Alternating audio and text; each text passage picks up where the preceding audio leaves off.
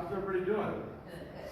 All right, we got 3 people that are doing good. So we're just going to go with that. We're going to build on that, all right? Hey, one announcement we forgot to make is the Pentecostal Church of God, which is the organization that our church belongs to. The Southern California District, which is from McFarland to San Diego, okay, they're having a women's conference coming up in March. So March, Ron, help me out, is it 27th? Yes. Okay, March 27th. I have to get the time when it starts, I don't remember. 2 o'clock? 2 to 9. 2 to 9? It's an all-day thing. So it's an all afternoon and evening thing, all right?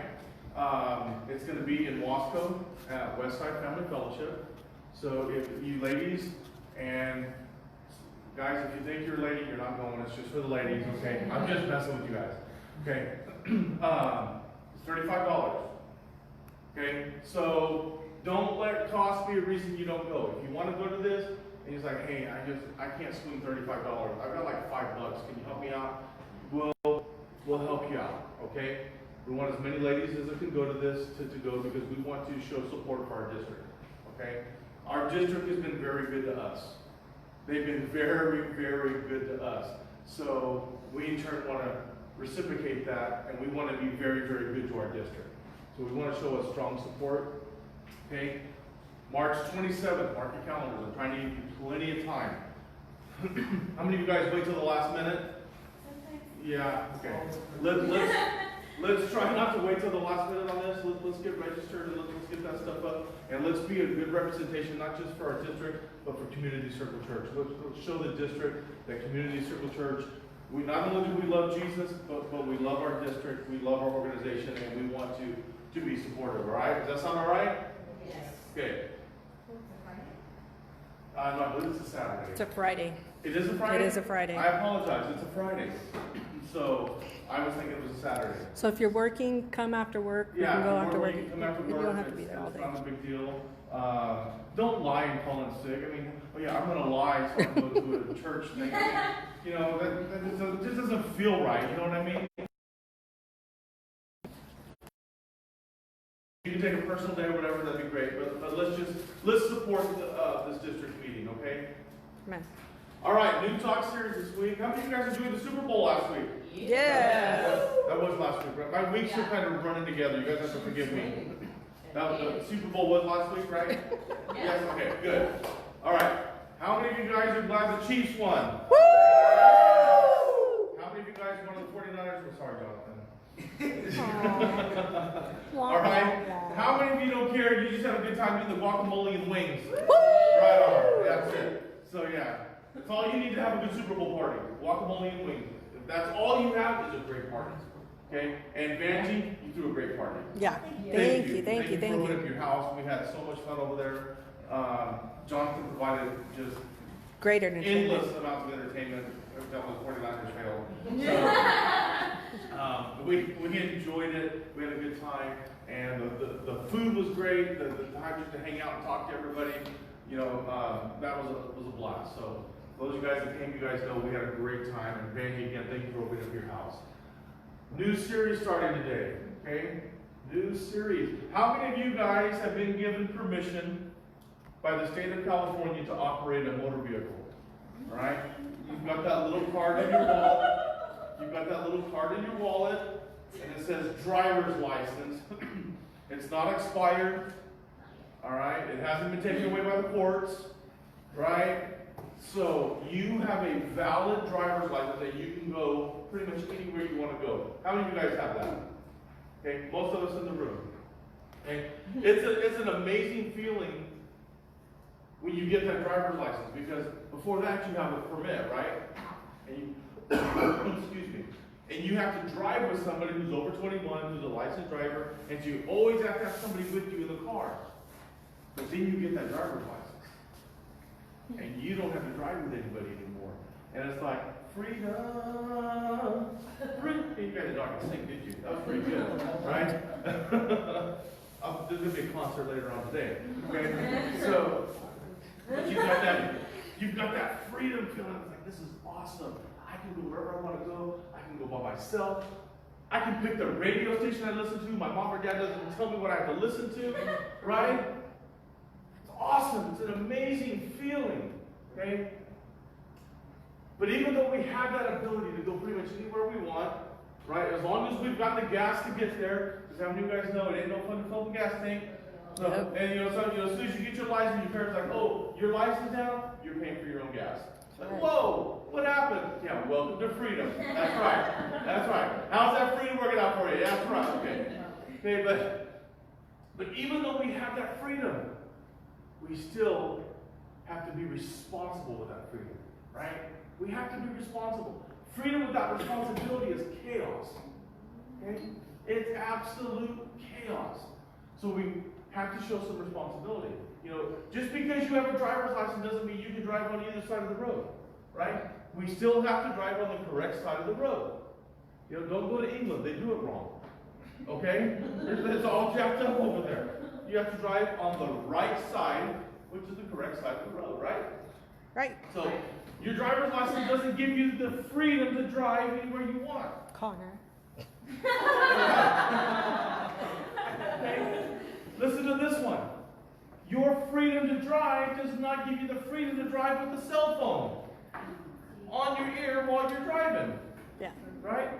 We still have to be responsible. And don't stop at the stoplight and get on your phone and not look and see when it's green. That irritates the snot out of me. Yeah.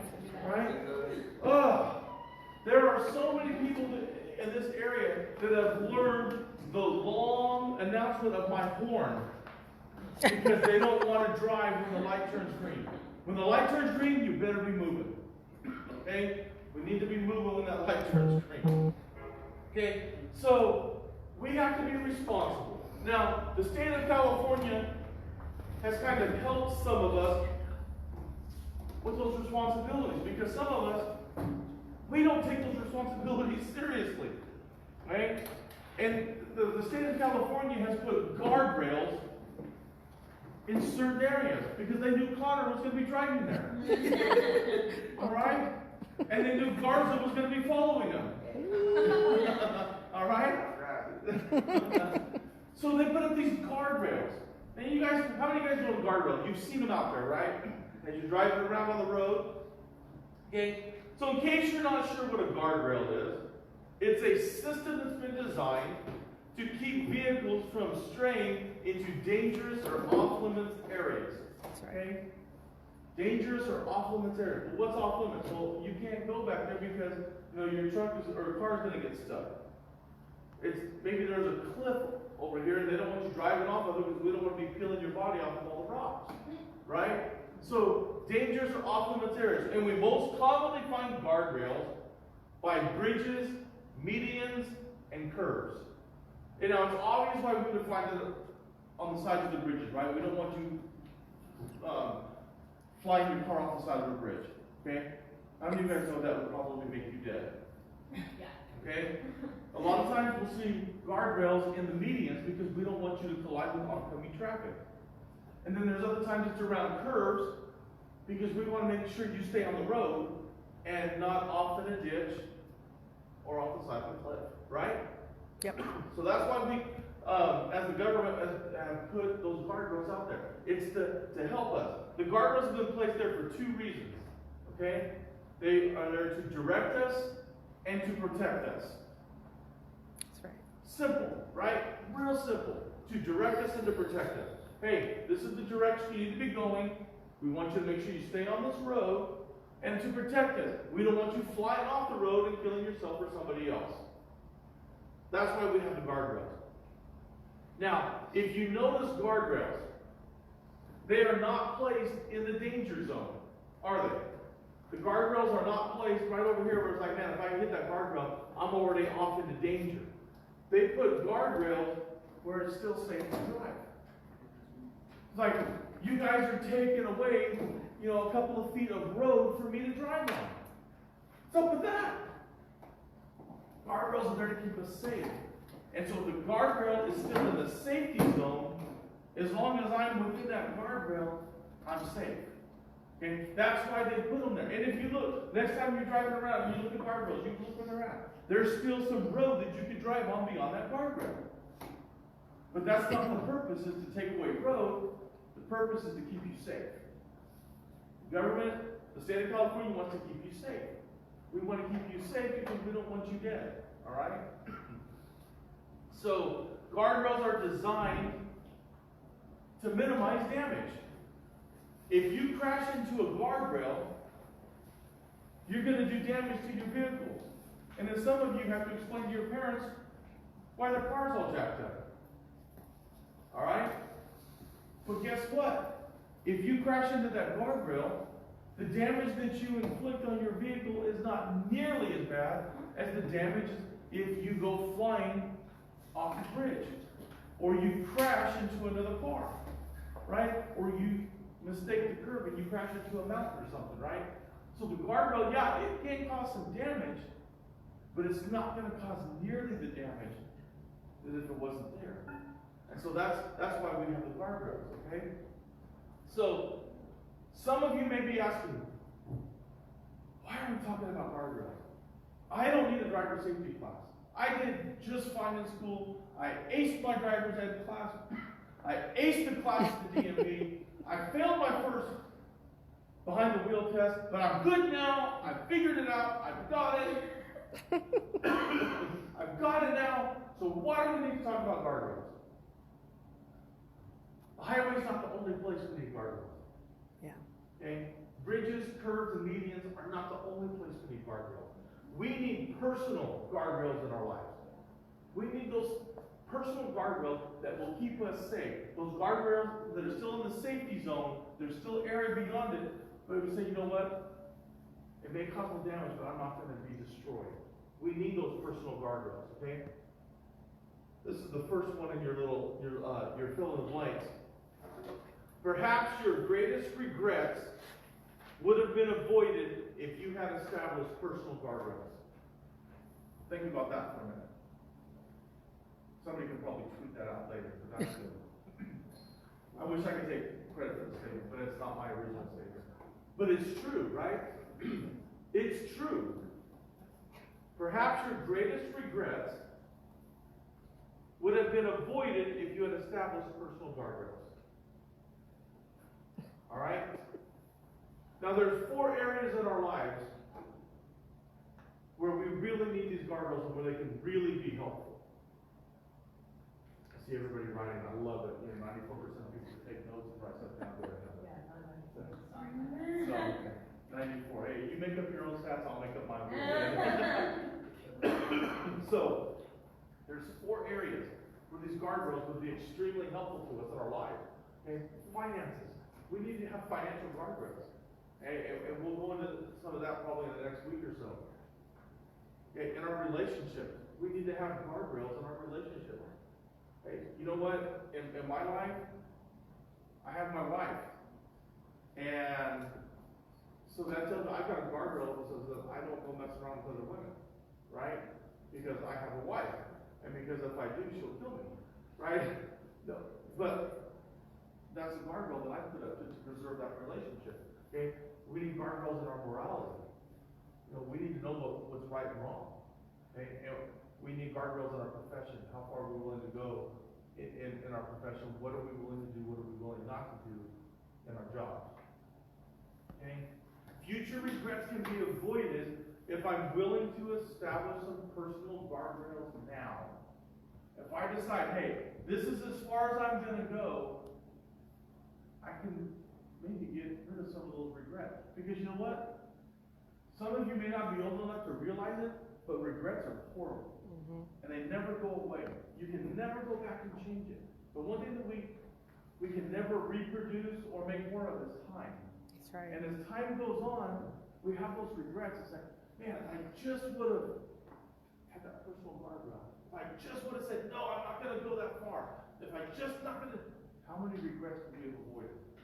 Mm-hmm. I know I've got a lot of regrets. I wish I would have established personal guardrails to avoid them. I can't go back and undo it. I can't. I wish I could. But if I had personal guardrails established in some of those areas of my life, I wouldn't have those regrets now. See, but here's our challenge. Our culture doesn't like guardrails. They hate guardrails. Our culture is perfectly content with painted lines. Because how do you know you can drive over that line anytime you want? That line, it's just kind of like a suggestion, like a stop sign. We all know the stop signs are suggestions, right? No. Okay, so, Connor back there, So, but we see those painted lines, and how many of you guys drive over the painted lines? Yeah, we all do it, right? You're gonna make a right-hand turn, and you got that painted line, how many of you cross over it to make that? Yeah, we do it, we all do it. Because you know what, that painted line is just a suggestion, hey, don't drive over this, but it's not really a big deal. And that's what our culture likes, just paint the line, it's not a big deal. Our culture likes to just give us some suggestions about how things are gonna be, and it's okay. Just paint the line. That is what our culture likes. They don't like guardrails. Our culture will not applaud you for having guardrails because they don't believe in them. They just feel to pretty much do whatever I want. And they're okay with suggestions. Hey, we're suggesting you don't drive over this line. But they don't like guardrails. Okay? Our culture will say things like this. Okay? And look, I don't know nothing. So if I step on toes, sorry. Alright? But I'm just, can I just be honest for a few minutes? Can I just bring it out there? You guys not hate me afterwards? Alright. Our culture says something like this. Drink responsibly. Right? How many of you guys have heard that? Drink responsibly. What does that mean? What does that mean? Drink responsibly. And think about this. So, you're drinking responsibly. Whatever that means, right? So you're doing that. But what about the point to when you've had too much to drink and you become irresponsible? You see, that's a painted line. Just drink responsibly. It's not a guardrail. Culture is never going to tell us to put up that guardrail. So, when do responsible drinkers realize they've had too much? Look, I'm not a drinker, okay? But I have problems with iced tea. I drink too much iced tea. All right? And soda. Hello. My name is Steve, and I drink iced tea. Okay? All right. Okay.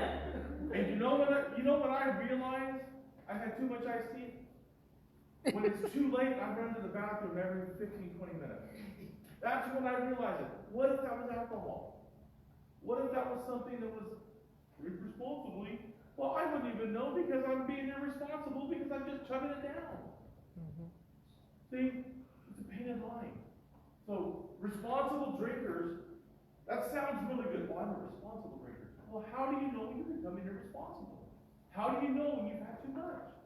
You don't, right? Because you're running to the bathroom every 15 to 20 minutes too. Okay? Drink responsibly. That is not a guardrail. It'll never help you out. This is, again, don't nobody hate me. Okay? But we tell teenagers when it comes to sex. Let's talk about sex in church. Well, welcome to Community Circle Church. We're glad you're here. But we tell teenagers when it comes to sex, wait until you're ready. Huh? Wait until you're ready. I've heard people tell that to their teenagers. Wait to have sex until you're ready. Okay, here's the problem. Here's the problem. If you tell a teenage boy, yeah, you guys are over there, right? If you tell a teenage boy, hey, wait to have sex until you're ready, he looks at you like, dude, I was born ready. Thanks for permission. Right? It's not a guardrail. That's a painted line. Yeah. Okay? That's a painted line. It's just a suggestion, and then just drive over if you want to. Okay? But we're teaching our young people to be irresponsible. Okay? We need to put up some personal guardrails. Okay? Now, does anybody see the problem with the painted lines? Does anybody see the problem with drink responsibly or wait till you're ready? They're not guardrails. And the problem is our culture is resistant to rules. How many of you guys like to be told what to do? I hate it. At work, somebody tells me what to do, I'm like, I'll do everything I can not to do it, show them why I didn't do it. Right? That's how our culture is. We're extremely resistant to these rules. And we don't care, but we have to put up some guardrails, okay? And because our culture is so resistant to the rules, they will applaud you. Or excuse me, they will not applaud you for the guardrail. They'll mock you. Our culture mocks us for putting up guardrails. And you know what the funny thing is when we don't put up the guardrails because they didn't encourage us, and then we have failures, they mock us for that too. Oh, you got her pregnant? Dude, you're a loser. Oh, you got your license suspended because you were drinking and driving? You're an idiot, bro. But those same people that are doing that, they're not coming out and telling you, hey, you need to have guardrails in your life. You need to, maybe back it up. No, they're like, hey, bro, have another. Oh, yeah, dude, she's hot. Take her upstairs, right? Hey, welcome to Community Circle Church, where we put it out where it is. Just like it is, right?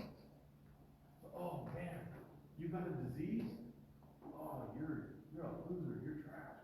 That's what happens when we go over painted lines. And then the culture who encouraged those painted lines mocked us for the guardrail. Now mocks us and makes fun of us and puts us down for our failures. Right? There's no friends out there. They will tell you, hey, just do whatever, and then make fun of you when you fail. Okay? Has anybody in here ever heard of Billy Graham? Yes. Okay. Billy Graham was one of the greatest evangelists of the 20th century. In fact, he held amazing meetings, right? Led, millions of people into the faith, into the relationship with Jesus Christ. Billy Graham had a rule. Has anybody ever heard of the Billy Graham rule? Billy Graham had this rule. He would not get into an elevator, he would not ride in a vehicle, and he would not share a meal alone with another woman who wasn't his wife. If he went to the elevator and there was a woman there by herself, the elevator opened, there's nobody in it, he would allow her to take it and he would wait for the next one. He would not ride in the car alone with a woman who wasn't his wife. Now, if there was a group, that's different. Okay? He wouldn't share a meal alone with a woman who wasn't his wife. That was his guardrail. And guess what? He had one of the strongest marriages there was out there. Our current vice president, I'm not trying to get political, but our current vice president, Mike Pence, he applies that same rule. And they've mocked Mike Pence for that, right? But guess what? You don't see Mike Pence in scandals about, running around chasing other women, do you? You don't hear anything about it because he's applied that rule. He will not be left alone with a woman who's not his wife. It's a guardrail. He said, this is so important to me. My relationship with my wife is so vital, so important. I put up this guardrail. Now, is there anything wrong with having a work meal with another woman that's not your wife? No. But guess what the guardrail's at? It's still in the safe zone. Mike Pence chose not to drive to the edge of the road. Billy Graham didn't drive to the edge of the road. There's nothing wrong with that. Hey, we need to have a lunch. We need to go over those figures. That's not a sin. That's not wrong. But what could it lead to? It's a painted line. How easy is it to cross over that painted line? Okay. Billy Graham and Mike Pence said, hey, I'm going to put up this guardrail. So they put up these guardrails. And they've been mocked for it. Billy Graham is mocked. Mike Pence has been mocked. But what does our culture do? When you run off with, another woman or another man, what do? They make fun of you. They will not establish you. They will not encourage you to establish a guardrail. They mock you when you fail. Okay? Here's the next one on your fill in the blanks. If you opt for guardrails, you won't be celebrated, but you will have fewer regrets. How many would love to have fewer regrets? Yeah. I know I could sure use a fewer. I don't even know if that's correct or not, but you guys know what I mean, right? Welcome to Community Circle Church, where we take extreme liberty with the English language. Okay? Okay? You may not be celebrated. You won't be celebrated. Excuse me. Ooh, the last tea talking back to me. Okay? You won't be celebrated, but you will have fewer regrets. Okay? Ephesians chapter 5, verses 15 through 17. coming up on your screen right there it is. Okay. Be very careful then how you live, not as unwise but as wise, making the most of every opportunity because the days are evil. Therefore do not be foolish, but understand the Lord's will. Let's ask ourselves this question. And again, I wish I could take credit for this, but I ripped this off. Okay? But let's ask this question. In light of your past experiences and my current circumstances and my future hopes and dreams, what is the wisest thing to do? Think about that for a minute. In light of my past experiences, my current circumstances, and my future hopes and dreams, what is the wisest thing to do? Yeah. What is the wisest thing to do? It's a guardrail. Mm-hmm. And that's what we need to be asking ourselves over most of our situations. In light of my past experiences, my current circumstances, and my future hopes and dreams, what is the wisest thing to do? Don't ask. Do not ask what is the right thing to do. You know why? Because I can manipulate the situation to make anything I want to do the right thing to do. That's right. I can sit there and go, God really does want me to have that. Mm-hmm. And I can, the right thing to do is me to go there and take it. See, I can justify anything. So if I say, what is the right thing to do? I can justify anything. You name it. You know what? Weed is just it's an herb. And God told us that we should partake of the land. And that we should enjoy the fruits and the givings of the trees. So yeah, I should smoke weed. Right? See, I can justify it. You give me anything.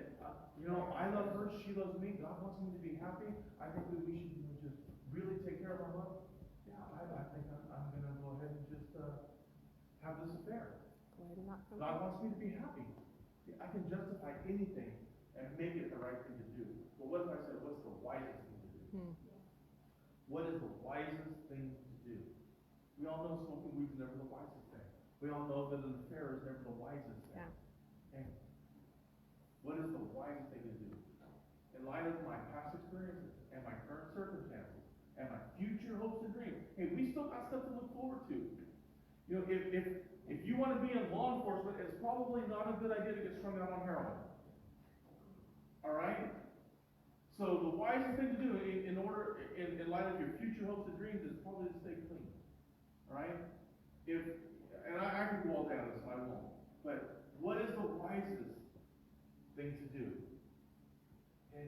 Paul tells us in this verse that we just read to be careful because the days are evil. You know what the evilest day is? Monday. No, I'm kidding. Except for Monday is cursed. No, I'm not playing. Okay? But what Paul's telling us is he's telling us to be careful how we live. Be careful how you live in these days. Because you live in a culture where you have to pay attention to everything around you. There are cell phone cameras everywhere. And if there's not cell phone cameras, there's security cameras. And if there's not security cameras, there's traffic cameras. You're going to get picked up somewhere. Okay? There's drones flying around. And we live in an age, in an era, where you've got to be careful because whatever you do wrong, it's going to show up somewhere on social media. Big Brother's out there. It's going to show up somewhere. It's like, oh, well, I could just do this and I could get away with it. Somebody's going to see. We've got to pay attention. Days are evil. And they're not out there paying attention to help us. They're out there paying attention so they can get, 1,000 likes on Instagram or whatever, so that we can all make fun of you. And let me tell you, if you act like an idiot out there and it gets on camera, we will make fun of you. Oh, yeah. Yeah, we will. Oh, yeah. So, just imagine you do something really stupid, and now they've got it on video for the judge to see, and for the jury. Okay? Judge and juries love videos. So be careful what you're doing out there, okay? Ephesians 5:18. Do not get drunk on wine, which leads to debauchery. Anybody ever been debauched? Debauchery. Yes. Anybody ever been debauched? I'm not even sure what debauched means, but instead be filled with the Holy Spirit. Okay? Now, let's go over a couple things here real quick. Back in the Bible days, water was kind of dangerous to drink. Okay? First of all, it wasn't purified. Okay? It wasn't filtered. They didn't have bottled water back then. Alright? So they're like, what? There was a time there was like no bottled water? Yeah. Dude, trip on that, right? So, no bottled water. So, they stored the water for long periods of time. Well, you put the water in these sacks or these jars, and it sits for a long time. Guess what happens? Bacteria starts to grow. And you guys know bacteria is probably not really a good thing for them. So you drink the water, you could get sick. Mm-hmm. Like, real sick. Like, dead sick. Okay, depending on how long it's been there and how much bacteria has grown, you could get, it could kill you. Anybody want some water right now? Okay, so, wine made you drunk. Water could make you dead. Right? So they drink the wine because through the process of making the wine and the fermentation of the different parts of the wine, it didn't make you sick. Okay, so that's a lot of times what they drank. They drink a lot sometimes. They got drunk. And Paul's saying, don't be drunk with wine. Quit overdoing it. Alright? So don't get drunk. Let's just say that. Don't get drunk don't get drunk because it leads to, now in your own mind, nobody out loud, please, because I don't want to know anything. Hmm? Don't get drunk because it leads to what? In your own mind, fill in the blank. Mm-hmm. What does it lead to? Think about it. What does it lead to? Does anything come to mind? Oh, yeah. Does anybody come to mind? Does there be somebody out there that you know that maybe they could learn a little something from this? Okay? Now, I don't want to make this whole talk today about alcohol. That's not my goal. And if you feel that way, then, we can talk later, we can pray it through, and, we can get you some help, okay? But, I want to leave you with this right here real quick. If more than one person has told you you drink too much, you do. Okay? So one more time. If more than one person has told you you drink too much, you do.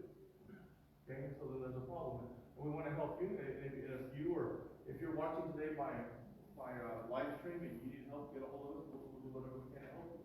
We want to see people live productive lives. We want you to have, the best production in your life possible. And if you're drinking too much, you're not going to get that. All right? You just won't. Okay? The problem with getting drunk is what it leads to. Right? Drink responsibly. Oh, yeah. And then we're responsible. Okay? For the Apostle Paul, this was a guardrail. Don't get drunk. Guardrail. He knew what it took and he refused to go over it. Right? Don't get drunk with wine. Now, some of us, we think that's funny, right? That's cute, your little guardrail. That's so sweet, Don't get drunk, yeah, ha ha. Everybody knows that everybody drinks. Everybody drinks, right?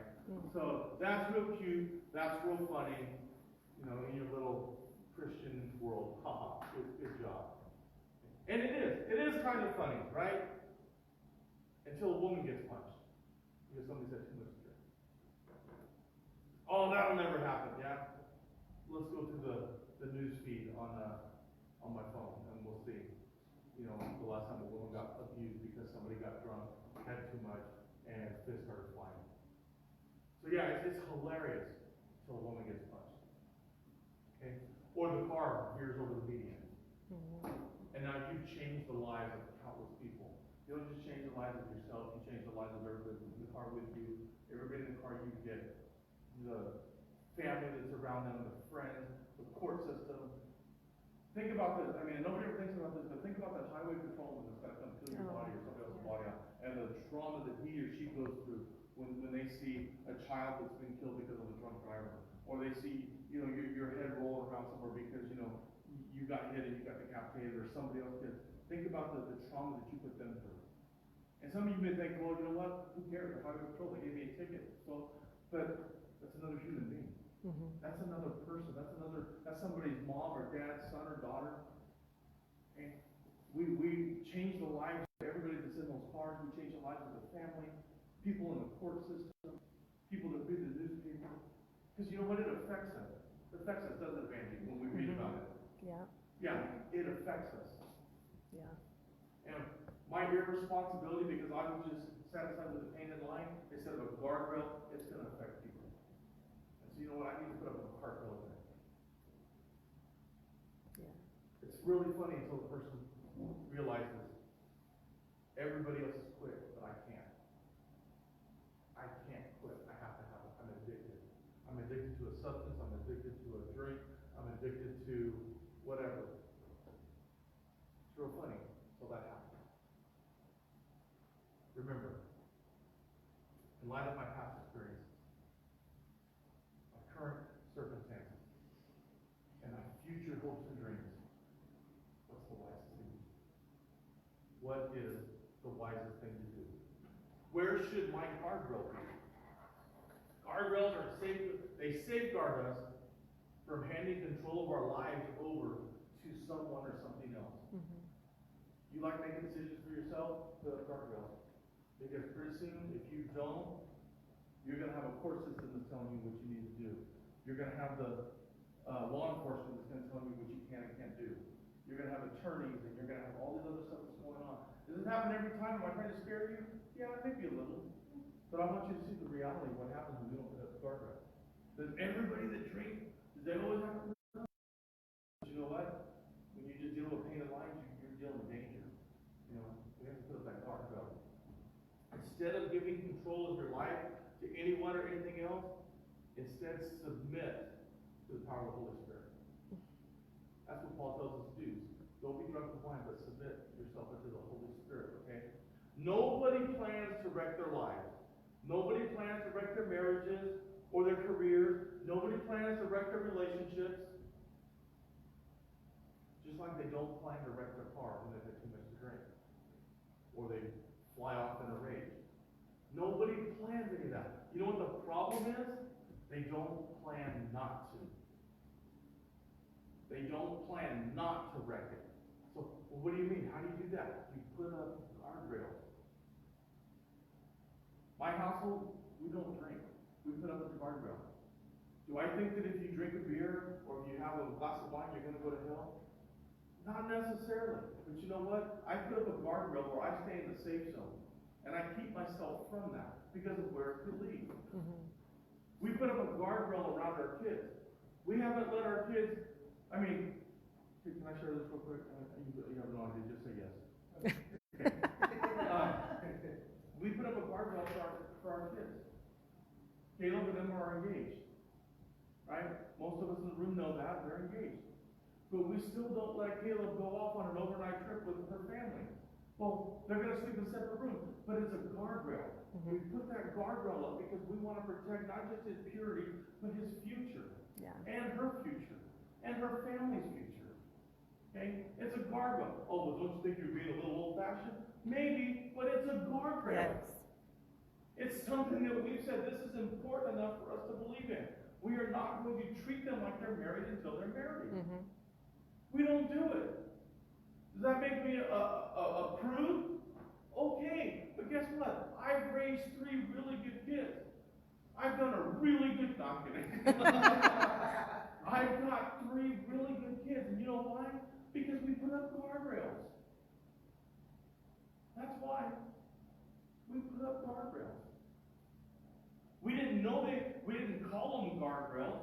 We didn't know that's what we were supposed to call them, but that's what they were. They were guardrails. It was that important to us. Mm-hmm. Okay? So we don't want to turn our lives over to somebody else. We don't want to turn our lives over to something else. Okay? And we're going to plan not to wreck That's apart. right. We're going to plan not to wreck the relationship, Yeah. not to wreck the marriage, not to wreck the career. That's what our plan is. So that's why we have the guardrails, okay? Here's your last one on your fill in the blank. Guardrails is how you set yourself to live wisely and to live carefully. Yeah. What is the wisest thing to do?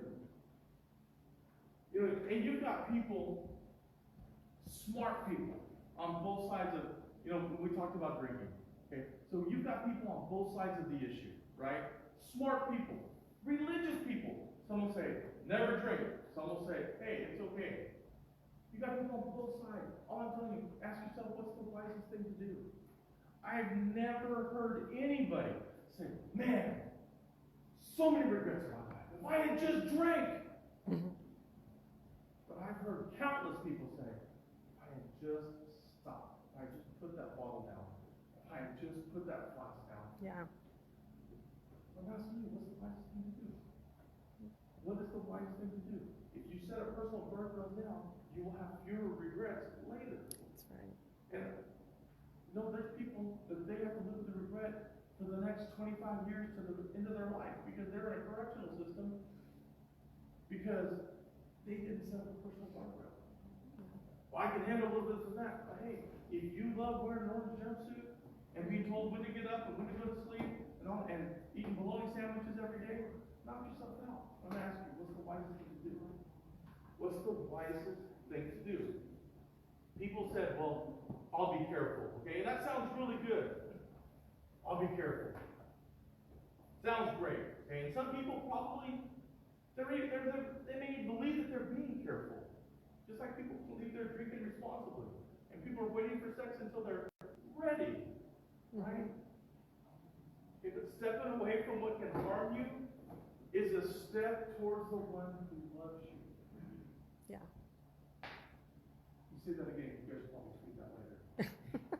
Taking a step away from what can harm you is a step towards the one who loves you. Yeah.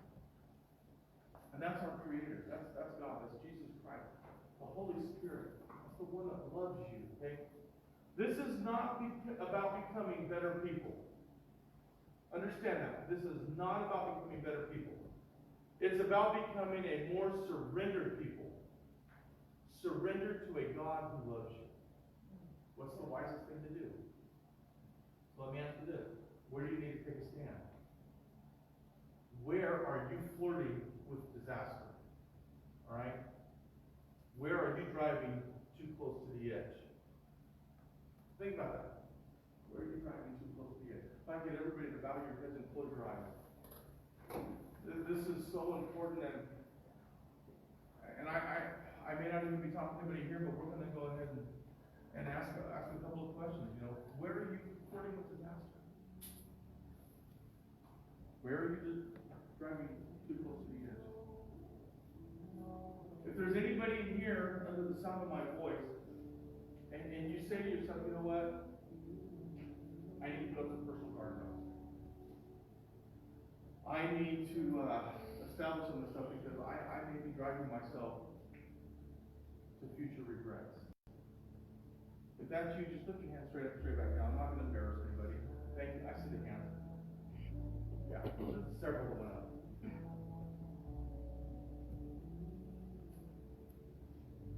If it was easy, everybody would do it. Okay? I mean, you guys know sometimes doing the right thing is one of the hard things we'll ever do. But it's the wisest thing to do. Mm-hmm. In light of my past experiences, in light of the stuff I've been through, in light of everything I've seen, everything I've heard, everything I've done, with all of that stuff that's gone on, and my current circumstances, what I'm going through right now, what I'm involved in, and my future hopes and dreams, what I hope to aspire to, where I hope my story is taking me. In light of all of that, what is the wisest thing to do? I hope you guys ask yourself that question 1,000 times a day. Every time you have to make a decision, what is the wisest thing to do? Should I go over here? Is that the wisest thing to do?